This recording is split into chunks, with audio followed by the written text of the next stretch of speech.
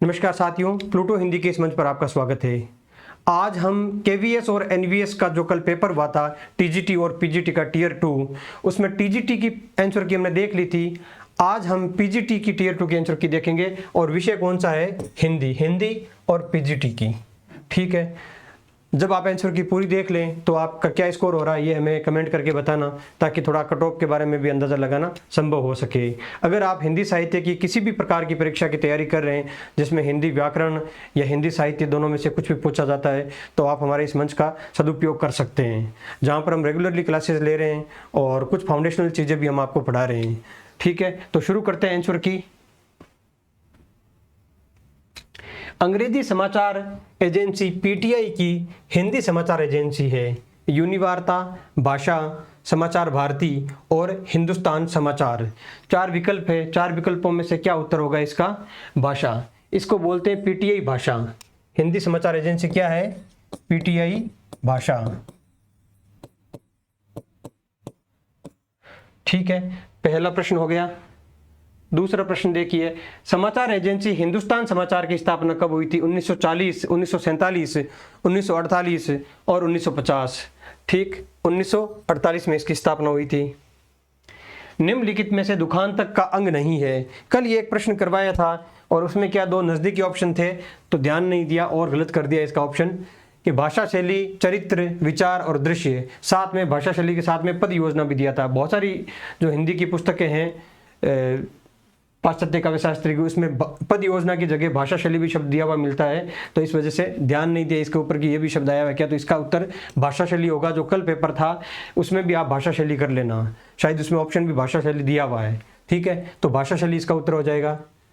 निम्नलिखित में कहानी का मुख्य तत्व नहीं है। अब कहानी का मुख्य तत्व नहीं है, 4 तत्व है: चरित्र, चित्रण, परिवेश, द्वंद्व और भाषा शैली। वैसे तो ये चारों ही तत्व कहानी में है, लेकिन कारण क्या है कि जो द्वंद्व है ये कथानक का हिस्सा है। किसका? कथानक का।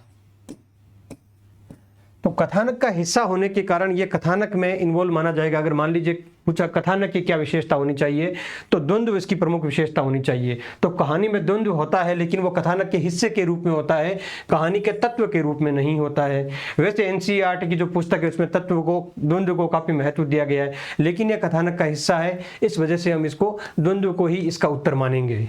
ठीक, निम्नलिखित में से पत्रकारिता का प्रकार नहीं है। ये प्रश्न ईएमआरएस के टीजीटी और पीजीटी का पेपर और हिंदी का जो इसका केवीएस का जो टीजीटी और पीजीटी का पेपर दोनों में पूछा गया है, और वही एक जगह से पूछा गया है और बार बार रिपीट हो रहा है। तो विशेषीकृत पत्रकारिता, वाचडॉग पत्रकारिता, वैकल्पिक पत्रकारिता सब है, परिवेश पत्रकारिता नाम की कोई चीज नहीं होती।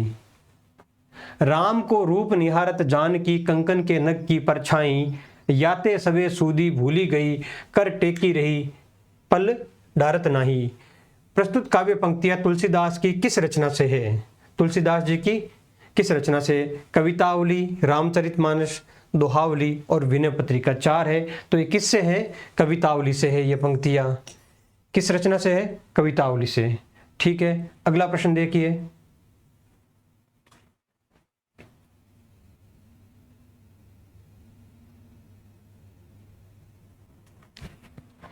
चरण धरत चिंता करत, चितवत चारू और, सुवर्ण को ढूंढत फिरत, कवि व्यभिचारी चोर। प्रस्तुत दोहा किस अलंकार का उदाहरण है? श्लेष अलंकार, यमक अलंकार, रूपक अलंकार और उत्प्रेक्षा अलंकार। सुवर्ण को ढूंढत फिरत, कवि व्यभिचारी और चोर। यहाँ पर क्या होता है? इसका अर्थ खुलता है एक शब्द का, सुवर्ण का, तो अलंकार कौन सा हो जाएगा? श्लेष अलंकार। निम्नलिखित में पश्चिमी हिंदी की बोली नहीं है। बुंदेली, कन्नौजी, बघेली और खड़ी बोली। तो ए बी सी हमने बताया था आपको, तो ए बी सी तो इसमें देखिए कौन सी हो जाएगा? बघेली। तो बघेली इसकी पश्चिमी हिंदी की बोली नहीं है। ये प्रश्न बार बार रिपीट हो रहा है, इतने सरल प्रश्न है। भारत की संविधान सभा ने हिंदी को संघ की राजभाषा के रूप में स्वीकार किया था। जो टीजीटी का पेपर हुआ था उसमें भी ये सेम प्रश्न पूछा गया था। तो कब? 14 सितंबर 1949 को स्वीकार किया गया। भारतीय संविधान की किस अनुसूची में भारतीय भाषाओं का उल्लेख किया गया है? 8वीं अनुसूची में। बहुत ही सरल प्रश्न है। कुछ प्रश्न तो इतने ज्यादा लप्पू से प्रश्न आए हुए हैं, ऐसे लगता है कि इतना सरल प्रश्न देने का क्या औचित्य था, और पहले पेपर में दे दिया, दूसरे में और दे दिया। तो लगता नहीं है कि कोई ज़्यादा मेहनत की है जो एग्जामिनर है उसने प्रश्न बनाने के लिए। निम्नलिखित में नंद दुलारे वाजपेयी का निबंध संग्रह है। नंद दुलारे वाजपेयी का निबंध संग्रह है। विचार और वितर्क, पूर्वोदय, नया साहित्य, नए प्रश्न, अर्धनारीश्वर। विचार और वितर्क हजारी प्रसाद द्विवेदी का, पूर्वोदय जैनेन्द्र का, नया साहित्य नए प्रश्न हो गया नंद दुलारे वाजपेयी का, और अर्धनारीश्वर रामधारी सिंह दिनकर का है। निम्नलिखित में से व्यंजन संधि वाला शब्द नहीं है, ये पूछा है, नहीं है। दिख और अज, सत और गुण, देव और आलय, तो ये इसका उत्तर हो जाएगा देव और आलय। ठीक है। निम्नलिखित समास और समासिक शब्द युग में असंगत है। तत्पुरुष हस्तलिखित, हाथ से लिखित। कर्मधारय नील गायन, अच्छा नील गायन है, थोड़ी होगा नील गाय होगा यहाँ पर। बहुव्रीहि समास मुखचंद्र, ये क्या है? मुखचंद्र बहुव्रीहि नहीं है समास, ये क्या है? कर्मधारय समास है। तो इसका उत्तर यही हो जाएगा। निम्नलिखित में से कृष्ण भक्त कवि कवियत्री नहीं है। मीराबाई, रसखान, नंददास क्या है? तीनों कृष्ण भक्त है। ये राम भक्त कवि है, स्वामी अग्रदास। केशवदास की रचना नहीं है। केशवदास की रचना नहीं है। कवि प्रिया, रसिक प्रिया रामचंद्रिका है, तो रहस्य मंजरी इनकी रचना नहीं है। सरयू पार की यात्रा वृत्तांत के लेखक है भारतेंदु हरिश्चंद्र, देवकी नंदन खत्री, शिव प्रसाद गुप्त और कन्हैयालाल मिश्र प्रभाकर। कौन है इसका उत्तर? भारतेंदु हरिश्चंद्र। सुधिया उस चंदन के वन की संस्मरण के लेखक हैं विष्णु प्रभाकर, विद्यानिवास मिश्र, विष्णुकांत शास्त्री और गिरिराज किशोर। तो इसमें उत्तर क्या है? गिरिराज नहीं, विष्णुकांत शास्त्री। दिल्ली शहर दर शहर किसकी रचना है? कमलेश्वर, असगर वजाहत, निर्मला जैन और खुशवंत सिंह। दिल्ली शहर दर शहर, यह है निर्मला जैन की रचना। गुड़िया भीतर गुड़िया आत्मकथा की रचयिता है कुसुम अंसल, सुषमा बेदी, रमणिका गुप्ता और मैत्रेयी पुष्पा। तो इसके कौन है? मैत्रेयी पुष्पा। इनकी एक और एक कस्तूरी कुंडल बसे, वो पहले पेपर में पूछ ली थी। अज्ञेय की किस पुस्तक में टी.एस. एलियट के निबंध का अनुवाद रूढ़ी और मौलिकता नाम से प्रकाशित हुआ है? त्रिशंकु, आत्मनेपद, अद्यतन और संवत्सर। तो आत्मनेपद में ये प्रकाशित हुआ है। निम्नलिखित में से नामवर सिंह की पुस्तक है किसकी? नामवर सिंह की पुस्तक है साहित्यानुशीलन, कविता के नए प्रतिमान, हिंदी साहित्य के 80 वर्ष, साहित्य की समस्याएं। तो साहित्य के 80 वर्ष तो शिवदान सिंह चौहान की है, कविता के नए प्रतिमान ये है नामवर सिंह की। निम्नलिखित में से प्रगतिवादी मार्क्सवादी आलोचक नहीं है। रामविलास शर्मा, नामवर सिंह, शिवदान सिंह चौहान, केसरी नारायण शुक्ल। रामविलास शर्मा को तो आप जानते हैं कि प्रख्यात मार्क्सवादी आलोचक है, नामवर सिंह भी आलोचक है प्रख्यात ये मार्क्सवादी, और शिवदान सिंह चौहान और केसरी नारायण शुक्ल के बीच में आपको थोड़ा सा अगर कंफ्यूजन होते यहाँ पर, शिवदान सिंह चौहान मार्क्सवादी आलोचना के आधार स्तंभ भी माने जाते हैं। निम्नलिखित में से दीर्घ तपा उपन्यास के लेखक हैं भगवती चरण वर्मा, अमृतलाल नागर, फणीश्वर नाथ रेणु और वृंदावन लाल वर्मा। तो दीर्घ तपा उपन्यास किसका है? फणीश्वर नाथ रेणु का है। निम्नलिखित कहानी और कहानीकारों के युग्मों में असंगत है। कहानी और कहानीकारों के युग्मों में बिसाती जयशंकर प्रसाद की पहले पेपर जो टीजीटी का हुआ था उसमें भी पूछ लिया था। खेल जैनेन्द्र की कहानी है। पिंजड़े की उड़ान अज्ञेय की कहानी नहीं है। ये किसका है? यशपाल का कहानी संग्रह है। ठीक है, ये इसका उत्तर हो जाएगा। अंधा कुआं नाटक के रचयिता है 3 है धर्मवीर भारती, मोहन राकेश, लक्ष्मी नारायण लाल और लक्ष्मीकांत वर्मा। 3 क्या 4 ऑप्शन है, उसमें से ये हो जाएगा उत्तर लक्ष्मी नारायण लाल। काव्य और कला तथा अन्य निबंध के रचनाकार है जयशंकर प्रसाद, सूर्यकांत त्रिपाठी निराला, सुमित्रा नंदन पंत और महादेवी वर्मा। तो उत्तर क्या हो जाएगा इसका? जयशंकर प्रसाद। काव्य, कला तथा अन्य निबंध, काव्य में रहस्यवाद आदि इनके निबंध है। निम्नलिखित में से सुमित्रा नंदन पंत की रचना नहीं है पूछ रहा है। पथ के साथी, शिल्प और दर्शन, शिल्पी, गद्य पथ। पथ के साथी इनकी नहीं है, महादेवी वर्मा की रचना है। निम्नलिखित में से माखनलाल चतुर्वेदी की रचना है। माखनलाल चतुर्वेदी की रचना है साहित्य देवता, स्वर्णधूलि, सत्यकाम, प्रभावती। तो साहित्य देवता माखनलाल चतुर्वेदी की रचना है। निम्नलिखित में से सूर्यकांत त्रिपाठी की रचना नहीं है? तो अनामिका, अणिमा, अतिमा और बेला। तो अतिमा इनकी रचना नहीं है। निम्नलिखित रचनाओं में महादेवी वर्मा का रेखा चित्र संस्मरण नहीं है। महादेवी वर्मा का स्मृति रेखा, अतीत के चलचित्र, स्मृति की रेखाएं और पथ के साथी। यहाँ और यहाँ ये फर्क है, तो ये स्मृति की रेखाएं तो है और स्मृति रेखा नहीं है। ठीक है, अगला प्रश्न देखिए, निम्नलिखित में से चिंतामणि त्रिपाठी की रचना नहीं है? काव्य प्रकाश, छंदसार, काव्य विवेक और रामायण। ठीक है, तो यहाँ पर क्या है? छंदसार नहीं है। छंद विचार तो है इनकी रचना, छंदसार नहीं है। निम्नलिखित में देव की रचना नहीं है। किस कवि की? देव की रचना नहीं है। भाव विलास, अष्टयाम, युक्ति तरंगिणी, भवानी विलास। तो भाव विलास, अष्टयाम और भवानी विलास है, युक्ति तरंगिणी रचना नहीं है। निम्नलिखित में गणानंद की रचना नहीं है। किस कवि की बात कर रहे हैं? गणानंद की रचना नहीं है। प्रेम तरंग, सुजान सागर, विरह लीला और कोक सागर। तो कौन सी रचना नहीं है? प्रेम तरंग रचना नहीं है। आधुनिक काल में गद्य का आविर्भाव सबसे प्रधान साहित्य घटना है। यह कहने वाला व्यक्ति कौन है? ठीक है, रामचंद्र शुक्ल, हजारी प्रसाद द्विवेदी, नगेंद्र और राम शंकर शुक्ल रसाल। तो रामचंद्र शुक्ल इनके रचनाकार हो जाएंगे। निम्नलिखित में जयशंकर प्रसाद की रचना नहीं है। किसकी? जयशंकर प्रसाद की रचना नहीं है। ठीक है, झरना, आंसू, लहर और वाणी। तो इसका उत्तर हो जाएगा वाणी, ये पंत की रचना है। जन्म काल की दृष्टि से निम्नलिखित रचनाकारों का सही अनुक्रम है। तो कबीर, जायसी, मीरा और रहीम। ठीक है, तो यही इसका क्रम होगा, कबीर, जायसी, मीरा और रहीम, यही इसका क्रम है।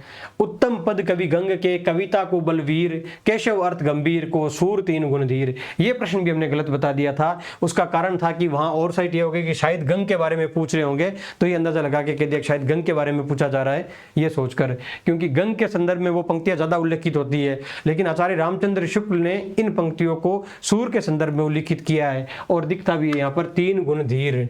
ठीक है, तीन गुण धीर। तो प्रस्तुत दोहे में सर्वाधिक प्रशंसा किसकी की गई है? ये टीजीटी वाले पेपर में पूछा है, ये भी प्रश्न आप कर लेना। वैसे मैंने पिन कर दिया कमेंट उस वीडियो के नीचे, ठीक है, कि ये दो प्रश्न है वो आप करेक्ट कर लेना। तो ये दूसरा प्रश्न है, इसका उत्तर हो जाएगा सूरदास। वहां हमने गंग कवि बता दिया था। ठीक है, मेरे मात पिता के सम हो, हरि भक्तन है सुखदाई, हमको कहा उचित करीबो है, सो लिखिए समझाई। प्रस्तुत पंक्तियां घरवालों से तंग आकर मीराबाई ने किस रचनाकार को लिखी थी? तो सूरदास, केशवदास, तुलसीदास और नंददास। तुलसीदास, और ये भी पंक्तियां आचार्य रामचंद्र शुक्ल के हिंदी साहित्य के इतिहास ग्रंथ में मिलती है। और केवीएस का पैटर्न, आज मैं ऐसे बैठा था तो पुराने पेपर देख रहा था, मैंने तो कभी वो पेपर दिए नहीं। जब मैंने पुराने 3-4 पेपर देखे तो ऐसा लगता है कि ये जो केवीएस का पेपर का पैटर्न है वो क्यों पूछा जाता है, वहाँ कोई पहली बार नहीं हुआ है। वहाँ 2-3 लोग इनके फेवरेट, जो एग्जामिनर है उनके 2-3 लोग फेवरेट है। एक तो है हजारी प्रसाद द्विवेदी, हजारी प्रसाद द्विवेदी के सवाल पूछेंगे पक्का। एक रामचंद्र शुक्ल के तो चलो हर जगह पूछे जाते हैं, ठीक है। एक राहुल सांकृत्य, ये 3 लोग इनके फेवरेट हैं। हिंदी साहित्य के इतिहास ग्रंथों में ये 3 लोग इनके फेवरेट है और इन तीनों से अलग कुछ नहीं पूछा जाता इनके द्वारा। तो इस वजह से हजारी प्रसाद द्विवेदी के प्रश्न भी बहुत आते हैं। और ये पंक्तियां रामचंद्र शुक्ल के इतिहास ग्रंथ से ली गई। सगन कुंज छाया सुखद शीतल मंद समीर, मन हुए जात अजो हुए व जमुना के तीर। ठीक है, प्रस्तुत काव्य पंक्तियों के रचयिता है रसखान, सूरदास, बिहारी और रसलीन। ये पंक्तियां भी आचार्य रामचंद्र शुक्ल के इतिहास ग्रंथ से ली गई है। हिंदी रीति ग्रंथों की परंपरा चिंतामणि त्रिपाठी से चली आती है, अतः रीतिकाल का आरंभ उन्हीं से मानना चाहिए। चिंतामणि त्रिपाठी की से रीतिकाल का आरंभ मानने वाला तो एक ही व्यक्ति है और वो कौन है? रामचंद्र शुक्ल है इसका उत्तर। सरस वसंत समय भल पावली, दक्षिण पवन बह धीर, सपनहु रूप वचन इक भाषिए, मुख से दूरी करू चीर। प्रस्तुत काव्य पंक्तियों के रचनाकार है अमीर खुसरो, विद्यापति, केशवदास, बिहारी लाल। ये पंक्तियां फिर से आचार्य रामचंद्र शुक्ल ने जो उदाहरण दिए हैं पंक्तियों के, वहां से लिए गए। वे फारसी के बहुत अच्छे ग्रंथकार हैं और अपने समय के नामी कवि थे। इतनी सरल सी बात कौन करता है? या तो आचार्य हजारी प्रसाद द्विवेदी करते हैं या रामचंद्र शुक्ल करते हैं, लेकिन अमीर खुसरो के बारे में ये बात कही है रामचंद्र शुक्ल ने। द्वैतवाद वैष्णव संप्रदाय के चलाने वाले थे रामानुजाचार्य, रामानंद, मध्वाचार्य और वल्लभाचार्य। इसका उत्तर क्या हो जाएगा? मध्वाचार्य हो जाएगा। द्वैतवाद के समर्थक मध्वाचार्य है। सूर समाना चंद में दहु की अगर एक, मन का चिंता तब भया कछु पुरबीला लेख। प्रस्तुत दोहे का रचयिता है नामदेव, कबीर, रैदास और दादू दयाल। फिर से ये प्रश्न आचार्य रामचंद्र शुक्ल के इतिहास ग्रंथ से आया हुआ है। रचनाकार कौन है? कबीर। भक्ति आंदोलन को ईसाइयत की देन कहने वाले आलोचक इतिहासकार है। ईसाइयत की देन कहने वाले गार्स दत्तासी, जॉर्ज ग्रियर्सन, हजारी प्रसाद द्विवेदी और गणपति चंद्र गुप्त। उत्तर क्या है इसका? George Grierson. जॉर्ज ग्रियर्सन ने कहा था कि ईसाइयत की देन है। अपभ्रंश को पुरानी हिंदी कहने वाले हैं शिवदान सिंह चौहान, रामविलास शर्मा, चंद्रधर शर्मा और महावीर प्रसाद द्विवेदी। तो ये तो बड़ा पेट सा क्वेश्चन है, हर पेपर में ये पूछा जाता है। पुरानी हिंदी के उदाहरण किसने दी? तो चंद्रधर शर्मा गुलेरे ने दी थी। सरल प्रश्न बनाना हो तो ये बना दिया जाता है। हिंदी साहित्य के इतिहास के विभिन्न कालों के नामकरण के बारे में निम्नलिखित मत देने वाले इतिहासकार। विभिन्न कालों के नामकरण के बारे में, जिस काल विभाग के भीतर किसी विशेष ढंग की रचनाओं की प्रचुरता दिखाई पड़ी वह एक अलग काल माना गया है और उसका नामकरण उन्हीं रचनाओं के स्वरूप के अनुसार किया गया। हजारी प्रसाद द्विवेदी, श्याम सुंदर दास, रामचंद्र शुक्ल और नगेंद्र। तो उत्तर क्या हो जाएगा? रामचंद्र शुक्ल हो जाएगा इसका उत्तर। हिंदी साहित्य के इतिहास के आदिकाल के लक्षण, निरूपण और नामकरण में 12 पुस्तकों को आधार बनाने वाले साहित्य इतिहासकार है। कितनी पुस्तकों को? 12 पुस्तकों को आधार बनाने वाले कौन है? मिश्र बंधु, जॉर्ज ग्रियर्सन, रामचंद्र शुक्ल और गणपति चंद्र गुप्त। तो उत्तर हो जाएगा रामचंद्र शुक्ल इसका उत्तर है। आचार्य हजारी प्रसाद द्विवेदी की पुस्तक हिंदी साहित्य का आदिकाल का प्रथम संस्करण प्रकाशित हुआ था 1950, 52, 54 और 56। इसमें जो 1956 है, 56 कौन सा? दूसरा संस्करण, ठीक है। पहला संस्करण कब प्रकाशित हुआ था? 1952 में प्रकाशित हुआ था। हिंदी साहित्य के आदिकाल को सिद्ध सामंत युग कहने वाले लेखक हैं हजारी प्रसाद द्विवेदी, राहुल सांकृत्यायन, रामचंद्र शुक्ल और राम कुमार वर्मा। ये प्रश्न तो बस पूछ ही रहा है लगातार कि छोड़ना नहीं, इस प्रश्न को कैसे भी करके रटवा देना है, ठीक है। हिंदी साहित्य का सचमुच ही क्रमबद्ध इतिहास पंडित रामचंद्र शुक्ल ने हिंदी शब्द सागर की भूमिका के रूप में प्रस्तुत किया था। प्रस्तुत मत है हजारी प्रसाद द्विवेदी का, रामविलास शर्मा का, राम कुमार वर्मा का और नगेंद्र का। तो इसका उत्तर होगा हजारी प्रसाद द्विवेदी का। ये इनकी पुस्तक हिंदी साहित्य का आदिकाल में ये पंक्ति दी हुई है, ठीक। मात्रिक छंद पदरी और पदड़िया कितनी मात्राओं का छंद होता है? 13, 14, 16 और 12। तो 16 मात्राओं का होता है। निम्नलिखित में से किसका मानना है कि कविचंद बरदाई और उनके आश्रयदाता राजा का जन्म एक ही दिन हुआ और दोनों एक ही दिन यह संसार भी छोड़ा था? नामवर सिंह, जॉर्ज ग्रियर्सन, हजारी प्रसाद द्विवेदी और रामचंद्र शुक्ल। तो ये किसका मत है? रामचंद्र शुक्ल के साहित्य इतिहास ग्रंथ में ये पंक्ति लिखी हुई है। किस आलोचक का कथन है कि जब से प्राकृत भाषा बोलचाल की भाषा नहीं रह गई तभी से अपभ्रंश साहित्य का आविर्भाव समझना चाहिए? हजारी प्रसाद द्विवेदी, रामचंद्र शुक्ल, नामवर सिंह, भोलानाथ तिवारी। तो इसका उत्तर हो जाएगा रामचंद्र शुक्ल। रामचंद्र शुक्ल हो जाएगा इसका उत्तर। दीर्घ काल से हिंदी साहित्य के इतिहास लेखक अपभ्रंश भाषा के साहित्य को भी हिंदी साहित्य के पूर्व रूप में ग्रहण करते आए हैं। मिश्र बंधुओं ने भी अपनी पुस्तक में अनेक अपभ्रंश रचनाओं को स्थान दिया है। यह प्रस्तुत मत देने वाले आलोचक कौन है? नामवर सिंह, रामविलास शर्मा, हजारी प्रसाद द्विवेदी, रामचंद्र शुक्ल। तो इसका उत्तर क्या होगा? हजारी प्रसाद द्विवेदी। ये इनकी किताब में स्पष्ट रूप से लिखा हुआ है, हिंदी साहित्य की भूमिका और उद्भव और विकास वाली, दोनों में से एक किताब में पता नहीं मुझे, लेकिन है ये स्पष्ट लिखा हुआ है। हिंदी साहित्य का उद्भव और विकास वाली जो पुस्तक है उसमें लिखा हुआ है। अच्छा, ये पूरा गद्यांश दिया हुआ है तो गद्यांश पूरा तो पढ़ेंगे नहीं, जो जो इसका उत्तर है आगे हम सीधा देख लेते हैं, ठीक है। 60 प्रश्न पूरे हो चुके हैं, अब आगे 60 नहीं वे 55 हो चुके। गद्यांश के अनुसार ध्वनि प्रदूषण से उत्पन्न आधुनिक जीवन की समस्या नहीं है, ठीक है। जल प्रदूषण और ध्वनि प्रदूषण,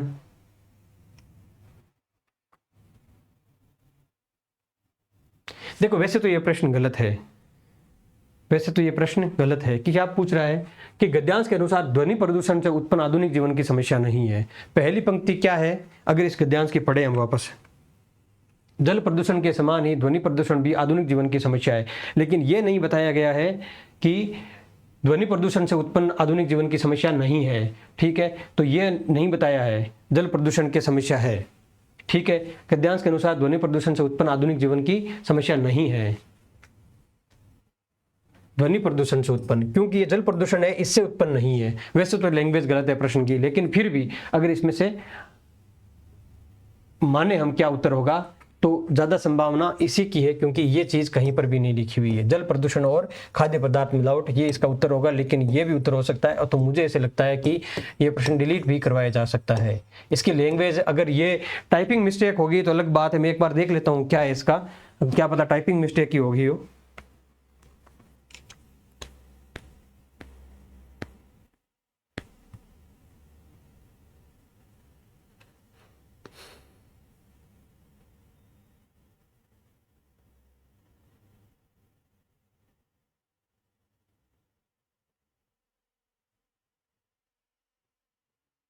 टाइपिंग मिस्टेक नहीं है बिल्कुल, और ये प्रश्न अगर आपका गलत है तो ये डिलीट किया जा सकता है, क्योंकि इस प्रश्न की लैंग्वेज पढ़िए, आपको पता चल जाएगा क्या दिक्कत है इसके अंदर। शोर नहीं है वह आवाज़ जो असुविधाजनक हो, आवाज़ जो अंतर्मन में हो, आवाज़ जो अनुपयोगी हो, वह आवाज़ जो अनावश्यक हो। शोर नहीं है, अच्छा ये नहीं है शोर। वह आवाज़ जो अंतर्मन में हो, वह क्या है, शोर नहीं है। जो आवाज़ अंतर्मन में हो वह शोर नहीं है। क्या कुछ टाइपिंग मिस्टेक है क्या, फिर से वापस, सही है। ध्वनि प्रदूषण का कारण नहीं है यातायात, प्रसारण, मनोरंजन और श्रवण। श्रवण कहाँ से होगा, सुनने की जो चीजें हैं वो, उसकी वजह से तो कोई ध्वनि प्रदूषण होता नहीं है।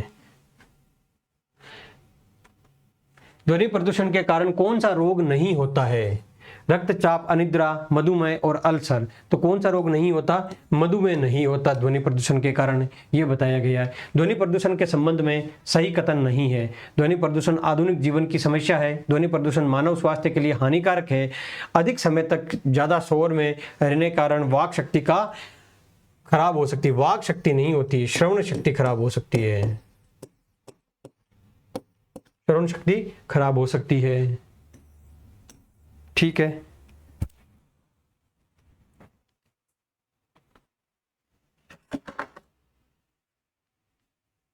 अगला प्रश्न देखिए। अच्छा, ये प्रश्न 60 प्रश्न जो ऑब्जेक्टिव थे वैकल्पिक, वो सारे पूरे हो चुके हैं, और क्या कहूँ, लगभग पूरे प्रश्न सही है। एक दो प्रश्न जैसे पिछली एक दो की के अंदर गलत हो गए थे, एक दो प्रश्न हो जाते हैं गलत, कितनी भी कोशिश करें तो भी कभी ना कभी नज़र चूक ही जाती है। जैसे सिली मिस्टेक होती है, एग्जाम हम बैठते हैं परीक्षा में किसी विद्यार्थी के द्वारा, उसी प्रकार से जो टीचर बनाता है उसके द्वारा भी हो जाती है। तो एक दो गलतियाँ वो हो गई थी, लेकिन मुझे लगता है इस पेपर में तो गलती नहीं है, ठीक है। अब दावत, प्रत्येक प्रश्न का उत्तर दीजिए अधिकतम एक वाक्य में। निम्नलिखित शब्दों के विलोमार्थी रूप लिखिए। इति और अथ। अथ का क्या हो जाएगा, इति। अवनति का उन्नति, अंतरंग का बहिरंग, और अल्पज्ञ का बहुज्ञ। अगर ये लिखा है आपने तभी आपका पूरे में से पूरे 4 अंक मिलेंगे, 4 अंक मिलेंगे अगर यही उत्तर लिखा है, तो अन्यथा नहीं मिलेंगे। इसके सिवाय कुछ भी और उत्तर लिखा तो नहीं मिलेगा। विद्यापति ने अपभ्रंश से बिन प्रचलित बोलचाल की भाषा को देसी भाषा कहा है। विद्यापति के बारे में ये किसने कहा है, आचार्य रामचंद्र शुक्ल ने कहा है। ये सारे प्रश्न सही हैं, आप आराम से अपने आंसर की इनसे मैच कर सकते हैं, ठीक। गोरखनाथ के नाथ पंथ का मूल भी बौद्धों की वज्रयान शाखा है। किसका कथन है, रामचंद्र शुक्ल का। किसका विचार है कि प्रसिद्ध ज्ञान योगी ज्ञानदेव ने अपने को गोरखनाथ का शिष्य परंपरा में बताया, रामचंद्र शुक्ल का। लोक भाषा का साहित्य सुरक्षित नहीं रह सका, वह लोकमुख में ही जीवित रहा। किस आलोचक का कथन है, हजारी प्रसाद द्विवेदी का कथन है। ये बिल्कुल सही है, ठीक। सूर सागर में जगह जगह दृष्टिकूट वाले पद मिलते हैं। रामचंद्र शुक्ल द्वारा यह किसका अनुकरण बताया गया है, तो विद्यापति का बताया गया है। अब ये जो विद्यापति का बताया गया, उसके नीचे ये जो सारंग नयन वाली ये पंक्ति दी हुई है, तो कहीं आप ये अंदाजा मत लगा लेना कि ये सूर की पंक्ति, ये सूर की पंक्ति नहीं है, ये विद्यापति की पंक्ति है, ठीक है, विद्यापति की पंक्ति, और यही सही है।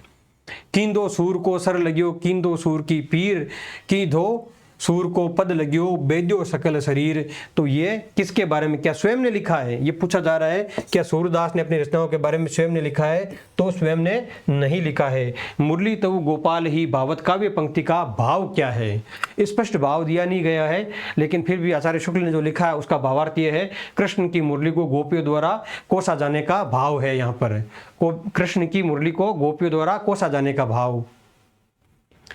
कालिंजर के राज को, अच्छा ये प्रश्न मुझे लगता है कि दिया ही क्यों है इसने, ये जो प्रश्न है भाई, मतलब इतना ज्यादा सरल पेपर बनाने का क्या औचित्य क्या था, अगर कोई सोचे तो भी। देखिए, कालिंजर के प्रेम राजकुमार और आगमपुर की राजकुमारी इंद्रावती, ठीक, तो रचना का नाम क्या हो जाएगा? इंद्रावती। प्रेम कहानी राजा हंस और रानी जवाहिर, जवाहिर है पूरा यहाँ पर, ठीक, जवाहिर, तो हंस जवाहिर। ज्ञानदीप, तो रचना का नाम क्या हो जाएगा? ज्ञानदीप हो जाएगा।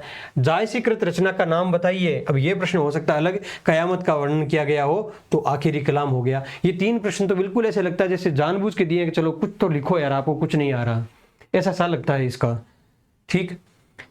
शंकराचार्य के दार्शनिक सिद्धांत का क्या नाम है? दार्शनिक सिद्धांत का दो, यहां पर आप 2 नाम लिख सकते हैं, एक तो अद्वैतवाद भी लिख सकते हैं तो भी आपको पूरे अंक मिलेंगे, और अद्वैत वेदांत लिखते हैं तो भी आपको पूरा अंक मिलेगा। श्री रामार्चन पद्धति के रचयिता का क्या नाम है? स्वामी रामानंद इसके रचनाकार है, श्री रामार्चन पद्धति, और अपनी जो गुरु परंपरा है वो भी इसके अंदर दर्शाते हैं वो।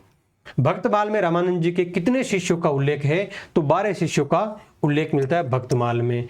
अस्थि चर्ममय देह मम तामे जैसी प्रीति, रत्नावली द्वारा तुलसीदास को कही बात का क्या अभिप्राय है? तो इसके थोड़े से अर्थ ज्यादा निकल सकते हैं। अब ये देखना पड़ेगा कि आपने परीक्षा जो लेने वाला व्यक्ति है उसके दृष्टिकोण के कितना निकट लिखा है। तो है क्या वास्तव में? रत्नावली को लगता है जब तुलसीदास उसके पास में आ जाते हैं रात में, उनका मन नहीं लगता अकेले में, नदी पार करके आ जाते हैं, ऐसा सुनने में आता है। तो ये जो इनकी पत्नी है उनको बड़ा क्रोध आता है कि कितना ज़्यादा भोग विलासी प्रकार का व्यक्ति है। तब ये कहती है कि मेरी जो अस्थि और चमड़ी से बना हुआ ये जो देह है, ये जो शरीर है, उसके प्रति तुम इतना प्रेम दिखा रहे हो, इतनी आसक्ति दिखा रहे हो, अगर इतनी आसक्ति राम के नाम में दिखाते तो तुम्हारा भवसागर पार हो जाता, ठीक है। तो यही बात है, रत्नावली तुलसी को शारीरिक प्रेम की जगह ईश्वर भक्ति का संदेश देती है, यह इसका भाव है। तत्सम शब्द अग्नि का तद्भव क्या होगा? किस शब्द का? अग्नि। अग्नि का शब्द का होगा आग। तत्सम शब्द वायु का तद्भव रूप क्या होगा? तो बयार इसका होगा, बयार। क्या लिखेंगे आप? बयार। तत्सम शब्द कर्ण का तद्भव रूप क्या है? कान हो जाएगा इसका। तत्सम शब्द अंगुष्ठ का क्या हो जाएगा? अंगूठा। अगर ये चीजें आपने लिखी है तो आपको पूरे अंक मिल जाएंगे, अन्यथा कहीं ना कहीं कट सकता है। कितने मिनट की होगी? ठीक है, अगला प्रश्न देखिए। रसखान कहाँ के रहने वाले थे? रसखान कहाँ के रहने वाले थे? स्पष्ट कोई जानकारी नहीं है रसखान के बारे में। 2 ही चीजें, एक तो पहली कि जन्म एवं प्रारंभिक समय दिल्ली में बीता, इनका जन्म एवं प्रारंभिक समय दिल्ली में बीता, लेकिन बाद का जीवन गोवर्धन में बीता। कहाँ पर? गोवर्धन में जगह में बीता। मानस का हंस के रचयिता का नाम क्या है? अमृतलाल नागर। ये इनका उपन्यास है जो नेट हिंदी के पाठ्यक्रम में भी लगा हुआ है। क्या 252 वैष्णवों की वार्ता में रसखान का उल्लेख किया गया? हाँ, इनका उल्लेख मिलता है। क्या है? हाँ, इसका उनका उल्लेख मिलता है। अनाम दास का पोता उपन्यास की प्रमुख उस स्त्री पात्र का नाम क्या है जिससे रेकव का प्रेम है? जाबाला तथा मरनाल मंजरी। जाबाला तो कंफर्म नाम हो गया, मरनाल मंत्री शायद इसी का नाम फिर बाद में आगे आता है। ये उपन्यास मैंने पढ़ा नहीं है तो मुझे इसके बारे में जानकारी नहीं है, लेकिन फिर भी मैंने इंटरनेट से जो जानकारी मिल सकती है वो यही देखी है कि जाबाला और मरनाल मंजरी ये दोनों एक ही नाम है और ये इसकी प्रेमिका का नाम है, ठीक है। तो इस प्रश्न को मैं मेरी तरफ से थोड़ा संशयग्रस्त तो नहीं मानता।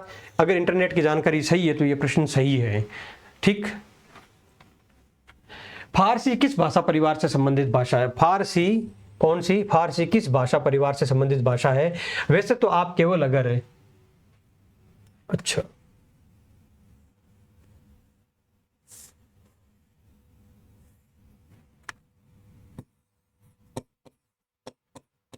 अगर आप भारोपीय भाषा परिवार लिखते हैं तो भी आपका उत्तर सही होगा, लेकिन भारोपीय भाषा परिवार के साथ में अगर सतम वर्ग लिख देते हैं और ईरानी शाखा लिख देते हैं तो और उत्तर आपका मजबूत बन जाएगा, सही हो जाएगा। अगर भारोपीय भाषा परिवार लिखते हैं तो भी आपका उत्तर सही हो जाएगा, ठीक है। फिर आता है अरबी किस भाषा परिवार से संबंधित भाषा है? अरबी, तो यहां इसके 2 उत्तर होंगे, सेमेटिक भाषा परिवार भी हो सकता है या शामी भाषा परिवार भी हो सकता है, दोनों ही उत्तर सही है। सेमेटिक और शामी दोनों ही उत्तर सही है। फिर आता है इंडो आर्यन परिवार की एक भाषा का नाम लिखिए, तो वैदिक संस्कृत इसका नाम हम लिख सकते हैं। इंडो आर्यन भाषा परिवार से इंडो आर्यन परिवार की एक भाषा नाम लिखिए। शामी भाषा परिवार की एक भाषा का नाम लिखिए, तो फिर हम ये वापस अरबी लिख सकते हैं यहाँ पर, ठीक है। क्लियर है बात? अगर कोई डाउट हो तो आप प्रश्न पूछ लेना, अगर आपको लगता है कि कोई प्रश्न सही तरीके से नहीं बताया गया है तो। सूरदास और तुलसीदास में अवस्था में कौन छोटा है? तो छोटा कौन हो जाएगा? तुलसीदास छोटे हैं। सुरतीय नर्तीय नागतीय सब चाहती अस होय, काव्य पंक्ति के रचयिता कौन है। अब ये देखिए इसके अंदर क्या है, दो चीज कहते हैं कि सुरतीय नर्तीय नागतीय सब चाहती अस होय, तो ये जो पंक्ति है इसके रचयिता तो कौन माना जाता है, रहीम नहीं तुलसी माने जाते हैं। ठीक है, और इसका जो अगला भाग है उसके माने जाते हैं रहीम। तो अब इसका उत्तर क्या होगा, ये तो देखिए एक जगह क्या है, आचार्य रामचंद्र शुक्ल कहते हैं कि पूरा दोहा वहां पर रखते हैं और उस पद्य के आधार पर कहते हैं कि ये रहीम ने लिखा है तुलसी के बारे में। ठीक है, फिर दूसरी जगह कहते हैं कि इस पंक्ति को तुलसी ने लिखा है और रहीम को देखे भेजा, किसी व्यक्ति की लड़की की शादी करनी थी और रहीम ने इस पंक्ति के आधार पर उनको बहुत सारा धन दिया। तो ये थोड़ा सा भ्रम की अवस्था है। तो यहाँ तो लगता है कि दोनों में से क्या उत्तर मानेगा, ये तो फिर एग्जामिनर के ऊपर डिपेंड करता है। आप इसको डिलीट भी करवा सकते हो कि दोनों जगह एक लिखा हुआ है। अगर आपका गलत हो रहा है तो इसको डिलीट भी करवाया जा सकता है। ठीक है, घर छोड़ने के बाद गोस्वामी तुलसीदास कहाँ जाकर रहे, तो उत्तर क्या हो जाएगा यहाँ पर, इसका उत्तर कुछ दिन काशी में रहे थे और उसके बाद में अयोध्या में रहे थे। कुछ दिन काशी में, उसके बाद में अयोध्या में रहे थे। और रामचंद्र शुक्ल के अनुसार गीतावली की रचना गोस्वामी जी ने किस कवि के अनुकरण पर की थी, तो गीतावली की रचना की थी सूरदास के अनुकरण पर। ठीक है, क्लियर है बात।